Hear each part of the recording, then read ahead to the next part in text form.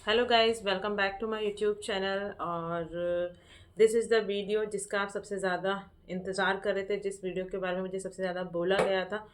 As you can see the messages जो मुझे लोगों ने किए हैं मेरे वीडियोस के नीचे कमेंट पे, यूट्यूब पर, इंस्टाग्राम पर, कि हाउ टू प्रिपेयर फॉर पीडीसीटी, उसका मतलब प्रीवियस ईयर क्वेश्चन कहाँ मिलेंगे और कि कैसे प्रिपेयर करना है। क्यों जब ढूंढे थे तो मुझे नहीं मिले थे, तो मुझे ऐसा लगा कि मुझे इस पर वीडियो बनानी चाहिए। तो बस स्टार्ट करते हैं। तो your wait is over and this is much awaited video. And चलो शुरू करते हैं बिना किसी देरी के। I think you guessed it right. We will talk about PDCET, that is post diploma combined entrance test. ये जो एग्ज़ाम है उसके बारे में हम बात करेंगे। तो PDCET क्या होता है, कौन लोग इसे दे सकते हैं, और इसके बारे में जो है मैंने नोट्स भी बनाए हैं ताकि आपको कोई भी क्वेश्चन मिस ना हो। तो इस जो वीडियो है उसके बारे में, उसमें उसमें हम क्या क्या चीज़ें डिस्कस करने वाले हैं इसका मैं एक बार आपको ओवरव्यू दे देती हूँ। इस वीडियो का आप लास्ट तक देखना, क्योंकि इसके अंदर हम PDCET से रिलेटेड सारे क्वेश्चंस के I will try to give you answer. And last में मैं आपको ये भी बताऊंगी इसका आपको इस एग्ज़ाम के लिए कैसे प्रिपेयर करना है। And sorry for the delay. And अभी भी टाइम उतना कम नहीं बचा है कि आप इस एग्ज़ाम के लिए प्रिपेयर नहीं कर सकते। आप बिल्कुल प्रिपेयर कर सकते हैं। इवन मैं बोल रही हूँ कि अगर आपने ये वीडियो इस एग्ज़ाम से 1 महीने पहले भी देखा है तो भी आप प्रिपेयर कर सकते हो और आपको सीट मिल सकती है। तो जो ओवरव्यू है हमारे कि what is PDCET, I will talk about it. And then इसके लिए एलिजिबल कौन कौन कैंडिडेट रहते हैं, who is eligible for the exam. And इस कोर्स को करने के बाद कौन सी डिग्री आपको मिलेगी, और इज़ दिस डिग्री जो कि आपको PDCET के बाद मिलेगी, क्या वो MDMS के इक्विवेलेंट है। बेसिकली PDCET करने के बाद आप सेकेंडरी DNB करते हैं, तो दैट इज़ DNB। तो क्या वो MDMS के इक्विवेलेंट है या नहीं है, इस बारे में हम बात करेंगे। और PDCET करने के आपको क्या क्या फ़ायदे हो सकते हैं। मतलब बेसिकली PDCET करने से आपको सेकेंडरी DNB के लिए आप अप्लाई करते हो, फिर आप DNB बन जाते हो, तो फिर उसके क्या क्या बेनिफिट्स हैं, और क्यों किसी DJO को DNB सेकेंडरी DNB के लिए ऑप्ट करना चाहिए, नहीं करना चाहिए, क्या मैंडेटरी है, सॉरी, क्या मैंडेटरी है DCH DS GGO या फिर कोई भी डिप्लोमा एग्ज़ाम के बाद PDCET करना, इस बारे में हम बात करेंगे। और एग्ज़ाम कैसा रहता है, एग्ज़ाम का पैटर्न कैसा रहता है, और कौन कौन से इसमें कॉलेज इंस्टीट्यूट रहते हैं, और जो क्या प्राइवेट इंस्टीट्यूट जो रहते हैं क्या उनके अंदर पैसा जो होता है वो फ़ी जो होती है वो सेम होती है या डिफरेंट होती है। और कौन सा कॉलेज लेना चाहिए आपने DGO, अगर आपका DGO कैसा था उसके हिसाब से आपको DNB प्राइवेट लेना चाहिए, गवर्नमेंट लेना चाहिए, इस बारे में हम बात करेंगे। हैंड्स ऑन के बारे में बात करेंगे। सर्जिकल नॉन सर्जिकल ब्रांच के लिए कौन सा हॉस्पिटल प्रेफर करना चाहिए, we will talk about that, also. And where to choose college, and stipend and bond and everything, and eligibility criteria, and then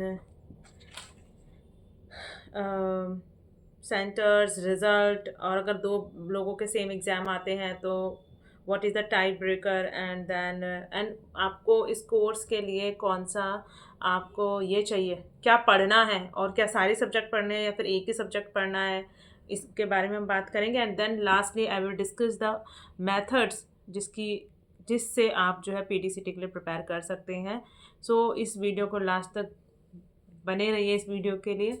और मुझे लगता है कि इससे ज़रूर आपको इन्फॉर्मेशन मिलेगी। और ये वीडियो मैं इसलिए भी बना रही हूँ क्योंकि मुझे बहुत सारे बच्चों के मैसेज आए हुए हैं।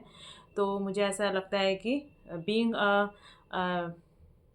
सेकेंडरी DNB स्टूडेंट, और दूसरा मुझे ऐसे कि मैं अपने ही लोगों की हेल्प कर सकती हूँ। Basically I am doing obs gynae, तो मेरा ऐसा है कि अगर मैंने कोई चीज़ की है तो मुझे जो पीछे मेरे लोग आ रहे हैं, मतलब हमारे जूनियर्स, उनको मुझे जो है ये बताना चाहिए कि कैसे कैसे वो आगे प्रोसीड कर सकते हैं, सो दे कैन गेट हेल्प। जैसे कि हम थीसिस सबसे पहली बार बनाते हैं, हमें नहीं पता होता है थीसिस कैसे बननी होती है, तो मैंने इसके ऊपर भी एक वीडियो बनाया कि कैसे कैसे, क्योंकि थीसिस आप लाइफ में एक ही बार बनाते हैं और हर कोई एक ही बार बनाता है बेसिकली, तो हमें पता होना चाहिए ना कि कैसे कैसे ढूंढना है what ever types.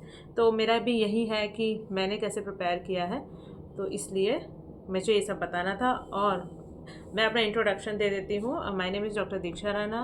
I am doing secondary DNB from new Delhi, one of the best private hospital in Delhi, and I did my DGO from government medical college Bhagat Phool Singh Government Medical College, Sonipat, Haryana. That was a government institute, and now I'm doing secondary DNB in a private institute. I did my MBBS, although order थोड़ा अलग हो गया, उल्टा हो गया, and I did my MBBS from GMC Akola, Maharashtra, और then I did my DGO from Bhagat Phool Singh Medical College, Sonipat, Haryana, and that was 2 years course, and now I'm doing secondary DNB.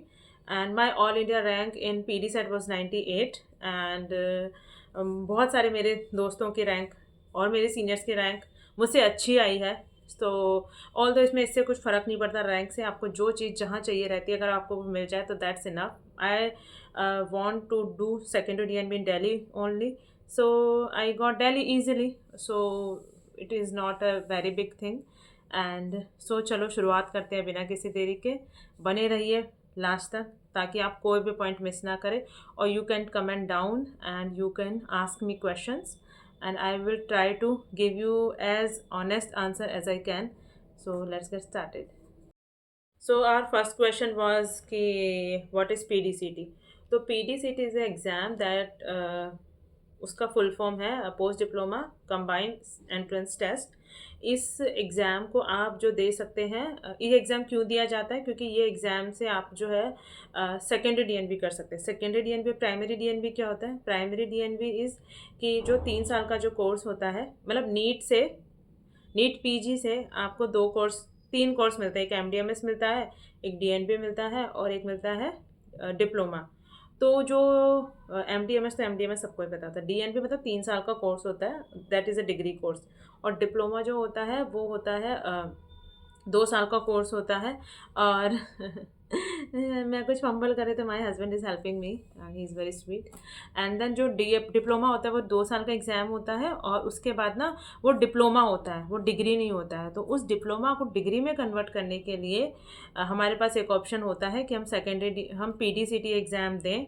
उसको पास करने के बाद फिर आप secondary DNB कर सकते हो. तो बेसिकली 2 साल का सेकेंडरी DNB करके आप जो है DNB के इक्विवेलेंट हो जाते हो.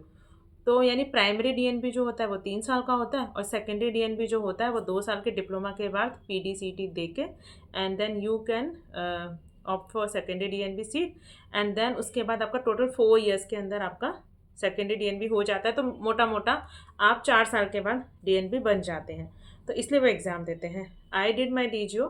So after I completed my DGO, I opt for PDSAT, and I got rank 98, and then I took admission in secondary DNB hospital, and then I'm doing my secondary DNB. और इस 2 साल के बाद ना I will be equivalent to क्या बोलते हैं DNB और MDMS, ठीक है, उसके इक्वल हो जाओगे. और इसको एग्ज़ाम को कौन कौन से कैंडिडेट दे सकते हैं, मतलब who can apply for this exam. तो इसका जो एलिजिबिलिटी क्राइटेरिया है, इसका लिए पोस्ट डिप्लोमा कैंडिडेट दे सकते हैं जिनका जो डिग्री है डिप्लोमा मतलब वो रिकॉग्नाइज्ड बाय NMC होना चाहिए, नेशनल मेडिकल काउंसिल. तो उनकी जो डिग्री है वो NMC से रिकॉग्नाइज होनी चाहिए, वो लोग दे सकते हैं. पहले CPS वाले भी लोग दे सकते थे, बट आई थिंक आजकल वो दे नहीं सकते हैं. बट फिर भी जब इन्फॉर्मेशन बुलेटिन आएगा तो एक बार आप पढ़ लीजिएगा कि कौन कौन दे सकता है, कौन कौन नहीं दे सकता. अकॉर्डिंग टू मी, जो मैंने इन्फॉर्मेशन बुलेटिन पढ़ी है उसके हिसाब से, क्योंकि मैंने अभी रिसेंट में इन्फॉर्मेशन बुलेटिन पढ़ी है, तो उसके अकॉर्डिंगली जो है, बट वो लास्ट ईयर की थी, तो इसलिए जो है NMC जो रिकॉग्नाइज्ड है इंस्टीट्यूट्स वो दे सकते हैं, ठीक है. और इसके लिए जो क्राइटेरिया है वो ये भी है कि आपका जो डिप्लोमा का रिज़ल्ट, थियरी प्लस प्रैक्टिकल का रिज़ल्ट 31 जनवरी से आ जाना चाहिए, और आपको उस एग्ज़ाम में पास होना चाहिए. तो दैट इज़ द क्राइटेरिया कि you should clear your theory and practical exam before 31 January, and your result should also be out before 31 जनवरी. तो so you can eligible for this exam. And yes, and यही है, मैंने इसमें पढ़ा भी था कि सबमिट डॉक्यूमेंट विच सेज कि डिप्लोमा इज़ पास बिफोर 31 जनवरी. ये डॉक्यूमेंट आपको सबमिट करना है. तो ऐसा नहीं है कि आप मतलब जो हमारे पास जो आ जाता है ना, ये जैसे आप थ्योरी पास करते हैं तो थ्योरी का रिज़ल्ट भी आ जाता है, फिर प्रैक्टिकल का रिज़ल्ट भी आ जाता है. आप हाँ, ये एक इम्पॉर्टेंट बात है कि ज़रूरी नहीं है कि जो DNB की तरफ से थ्योरी प्रैक्टिकल के रिज़ल्ट के मार्कशीट आती है वही आपको अपलोड करनी है. अगर आपको ऑनलाइन भी रिपोर्ट आ जाती है, क्योंकि उस DNB की रिपोर्ट जो है मतलब क्या बोलते हैं सर्टिफिकेट आने में टाइम लगता है, तो आपकी जो ऑनलाइन जो है उन रिपोर्ट्स को भी आप अपलोड कर सकते हो। रिपोर्ट, हाँ, मतलब सॉरी रिपोर्ट नहीं, पेशेंट दिमाग में रहता है हमेशा। रिपोर्ट नहीं, आप जो थ्योरी और प्रैक्टिकल की जो रिजल्ट्स हैं उनको भी आप अपलोड कर सकते हैं। ज़रूरी नहीं है कि जो डीएनबी की तरफ से आएगी उसी को ही अपलोड करना है।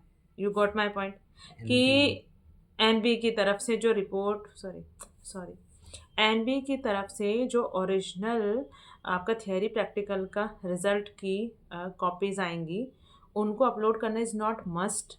आप जो है जो ये वाला होता है थियरी एंड प्रैक्टिकल की जो रिज़ल्ट आउट होता है सॉफ्ट कॉपी, उसको भी आप अपलोड कर सकते हैं, क्योंकि उसको आने में तो बहुत टाइम लगता है, क्योंकि वो तो आई थिंक प्रैक्टिकल और थियरी दोनों का होने के बाद देते हैं ना वो लोग। हाँ, वैसा रहता है। ठीक है, आई थिंक आई क्लियर्ड। अगर इस बारे में आपको कोई भी डाउट हो तो you can ask and drop A comment. Okay,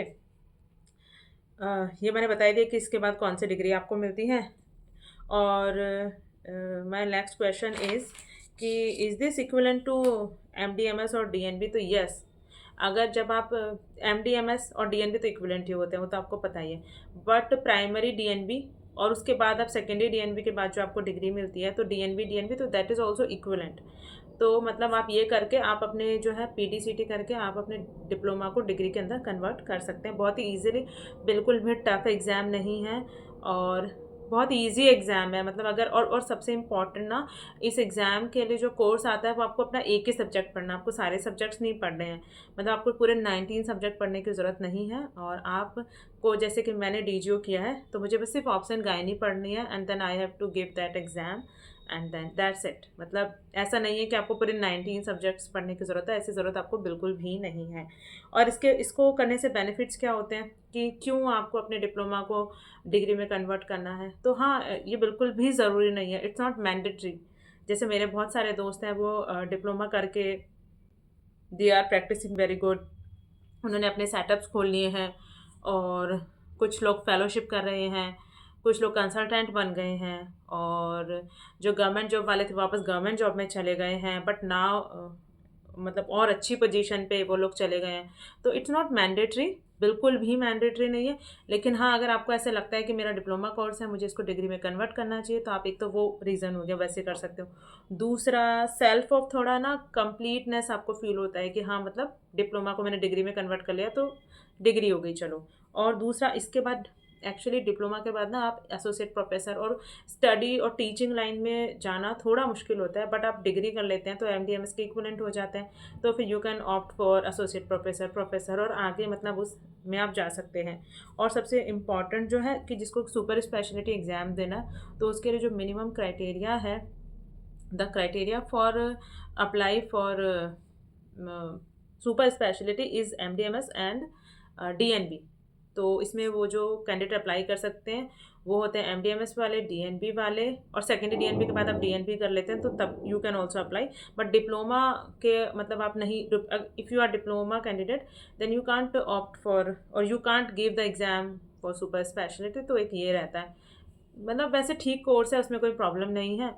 मेरा रीज़न जो था वो मुझे ऐसा था कि I just wanted to convert my diploma in degree, plus I also want to learn new things and because I did my diploma from government institute, so I thought कि मुझे थोड़ा प्राइवेट का भी एक्सपोजर लेना चाहिए, so that's why I choose private college and I'm happy that I'm learning new things and then yeah, ठीक है। और मैं I just want to make it clear one thing also कि after diploma you will give PDSAT exam and then you will get a college or hospital whatever, and then you have to study for 2 years and then you will give an exit exam. After that you will get degree of secondary DNB or DNB and that will be equivalent to DNB or MDMS. You got my point? मैं ये कहना चाहती हूँ कि जो है post diploma के बाद आप पीटीसीटी एग्ज़ाम देंगे, उसके बाद आपको जो है कॉलेज अलॉट होगा जहाँ पे आप 2 साल का पढ़ेंगे, जो सेकेंडरी डीएनबी का कोर्स करेंगे। जब उस एग्ज़ाम को आप पास कर लेंगे 2 साल के बाद जो एग्ज़िट एग्ज़ाम होगा तब आपको डीएनबी की डिग्री मिलेगी, which will be equivalent to primary DNB degree and MD MS. ये है मोटा मोटा, मतलब it's not like that you will pass PDCT exam and then you will granted degree of secondary DNB, ऐसा नहीं है. you have to complete your 2 years tenure and then you will give a exit exam and then you will pass that exam, theory and practical, and then after that you will get degree of secondary DNB, which will be equivalent to MDMS and primary DNB. You got my point? Okay, I think मैंने अपना point clear कर लिया है. ठीक है. And then what will be the pattern of the exam. Exam will be CBT यानी computer based exam. And इसके अंदर जो है कि टोटल 120 MCQs आएंगे. नेगेटिव मार्किंग भी रहेगी, 4 marks for each correct answer and 1 negative mark for incorrect answer. And इसमें जो सबसे बड़ा ड्रिल है इस एग्ज़ाम में कि और सबसे इम्पॉर्टेंट कि कोर्स क्या आएगा वो तो हमने डिस्कस ही नहीं किया. हाँ, मैं भूल गई थी. इस एग्ज़ाम के लिए सब ऐसे बोलते पूरे 19 सब्जेक्ट्स पढ़ने पड़ते हैं. पहले पढ़ने पड़ते थे लेकिन अब नहीं पढ़ना पड़ता है. अब आपको आप जिस स्पेशलिटी में आपने डिप्लोमा किया बस सिर्फ और सिर्फ उसी स्पेशलिटी के अंदर ही आपको PDCT का एग्ज़ाम देना है. अभी आपको पूरे 19 सब्जेक्ट का एग्ज़ाम नहीं देना है ना. आपको 19 सब्जेक्ट्स आपको पढ़ने नहीं है. You need to study only 1 subject in which you did your DC diploma and you have to give. और जो भी क्वेश्चंस आपको होंगे वो सारे 120 क्वेश्चन सिर्फ पर्टिकुलर 1 स्पेशलिटी के होंगे जिसके अंदर आपने डिप्लोमा किया है. समझ गए आप. तो यानी आपको पूरे 19 सब्जेक्ट्स पढ़ने की नीड नहीं है. बस और सिर्फ you have to read 1 subject thoroughly, मतलब पूरा आपको पढ़ना है. उसमें आप कुछ स्किप मतलब नहीं कर सकते. और yes and the negative marking is there. और सबसे इम्पॉर्टेंट जो है इस एग्ज़ाम का जो टेक्निक है that is different from other exam. इसमें 120 क्वेश्चंस आएंगे और 120 मिनट्स होंगी. तो तो इसमें जो ये होता है तीन सेक्शंस होते हैं A, B, C. Then A section contains 40 questions and you have to do that questions in 40 minutes only, and then B section contains next 40 questions and you have to complete that session also in 40 minutes and so on. तो A, B, C ऐसे करके 3 section होंगे.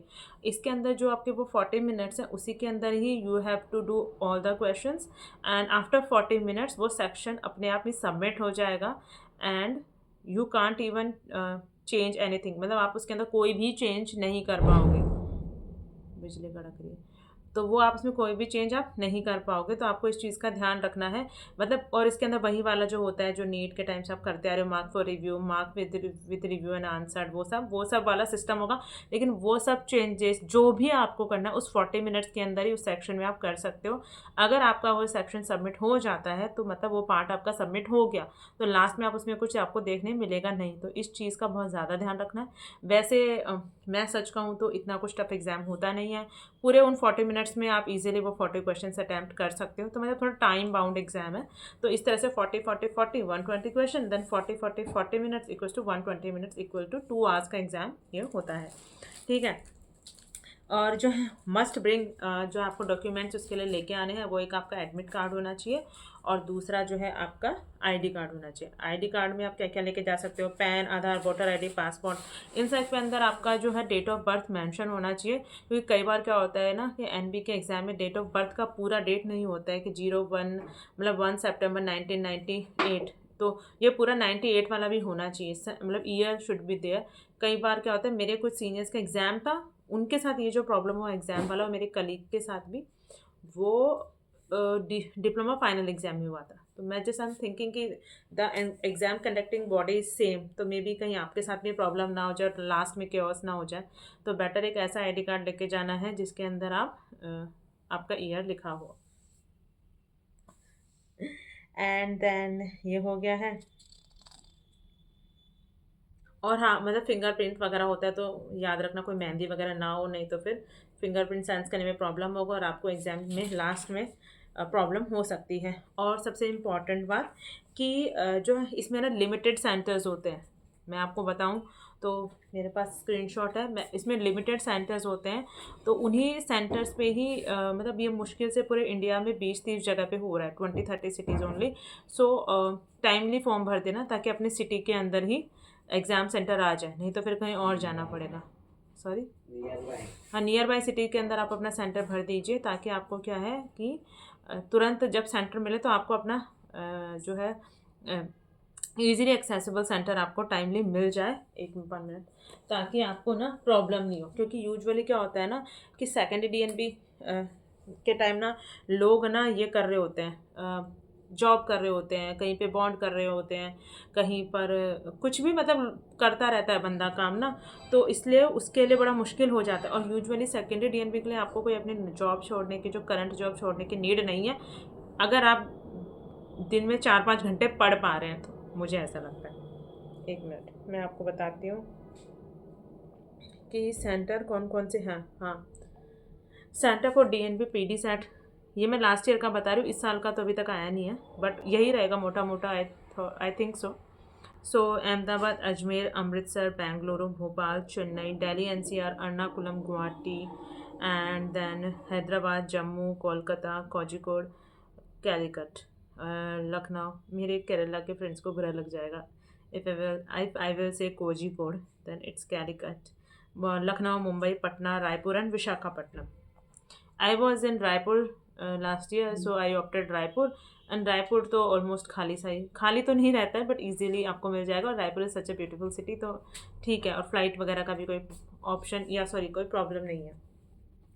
आई took one more screenshot also, I will attach these screenshot, ठीक है। And then full, और हाँ सबसे पहले कि इस एग्ज़ाम को कौन कौन दे सकता है इन सेंस कि हु कैन अप्लाई फॉर, मतलब कौन से डिप्लोमा कैंडिडेट्स इस एग्ज़ाम को दे सकते हैं। तो तो इसके लिए जो है ना, diploma anaesthesia, diploma dermatology, venereology and leprosy, मतलब डीवीडी दे सकते हैं, बच्चे दे सकते हैं। मतलब ये ऐसा है कि name of post diploma DNB course and prior entry eligible qualification. तो मैं एलिजिबल आपको क्वालिफिकेशन बता रही हूँ, जिससे आपको आगे कोर्स कौन सा आपका बन जाएगा इस डिग्री को कंप्लीट करने के बाद, ये इस फॉर्म में मैं बता रही हूँ। जैसे कि अगर आपने डीए किया है तो डीएनबी एनेस्थेशिया आप बन जाएंगे, सो ऑन। मैं कंफ्यूज नहीं करूँगी, मैं बता सकती हूँ, मैं बता ही देती हूँ आपको मोटा मोटा कि कौन कौन से लोग एलिजिबल हैं। तो diploma anaesthesia, diploma derma, diploma nuclear medicine, diploma family medicine candidates are also eligible, DGO, diploma obstetrics and diploma ophthalmology, diploma orthopedics, diploma ENT, diploma pedia, मतलब DCH, and DNB psychiatry, sorry diploma psychiatry, and DMRD radio, and DNB diploma radiation oncology, and diploma respiratory medicine and pulmonary medicine, and diploma physical medicine and rehabilitation and diploma pathology. ये वाले लोग जो है इस exam को दे सकते हैं। I will also screen shot, I will also put the screen shot, so you guys can take the screen shot और यू कैन सी, ठीक है, with your own eyes. So